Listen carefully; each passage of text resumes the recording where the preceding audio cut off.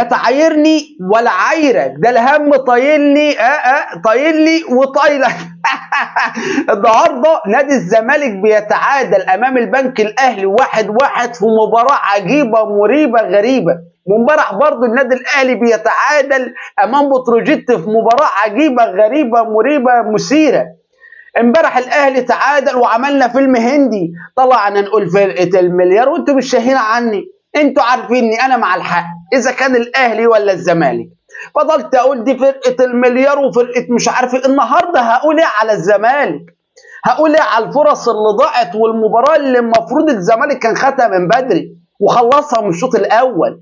النهارده الزمالك لعب مباراه جيده جدا، مش ممتازه، جيده جدا. ولكن انت يا زمالك الاهلي امبارح ضيع منه فرصه التصدر، فرصه الانفراد، ان هو يبقى متصدر الدوري في المركز الاول. يا عم مش مشكله ضيعها، بس في المركز الثاني الراجل النادي في المركز الثاني، حتى لو ضيع منه فرصه المركز الاول ولكن هو برضه في المركز الثاني. اما انت كنت في المركز الخامس كنت هتبقى في الثالث، بقيت في الرابع. يعني انت مضيع منك فرصه كبيره. هو لو ضيع فرصه خد نقطه اتنقل شويه للمركز الثاني، انت خدت نقطه اتنقلت للمركز الرابع. فرق. وانا عاوز يعني اولا بس اشكر المعلق اسمه علام، عشان انا الاسماء بس بتروح معايا. كل الشكر والاحترام والتقدير على ادائه المشرف. ادائك يا كابتن في المباراه. انا بقيت اسمعك واسيب الماتش، بقيت اسمعك واسمع كلامك الجميل واسيب الماتش. اتمنى اشوفك في كل الماتشات الاهلي والزمالك بصراحه. تحياتي وتقديري للمعلق بصراحه شديده.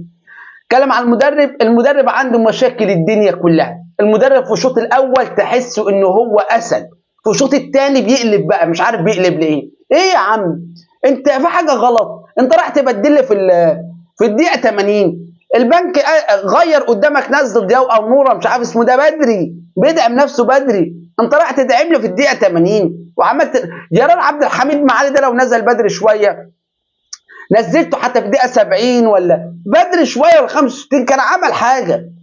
هو فتوح انت منزل متاخر قوي ليه كده؟ مش متاخر جدا.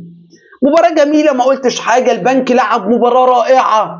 كابتن ايمن الرمادي والله العظيم انا بحب الراجل ده. ليه؟ لانه الراجل ده كان في الزمالك وبيضرب الزمالك ومشى، وانا بحبه على المستوى الشخصي. من الناحيه الثانيه الزمالك لعب والبنك لعب. المباراه دي عادله بصراحه بكل ما تحمله الكلمه والمعنى. المباراه دي عادله للفريقين، ده لعب وده لعب. الزمالك هجم، كان بيهجم. البنك الاهلي كان بيعمل هجمات مرتده، كان عنده مشكله بس في الهجوم. البنك الاهلي لو الهجوم عنده سليم هيبقوا الاثنين زي بعض متساويين. البنك الاهلي مسك كرة كتير ولعب والزمالك لعب. المباراه يا جماعه مرضيه لجميع الاطراف. لايك وشير الفيديو وتصلي على النبي والسلام عليكم.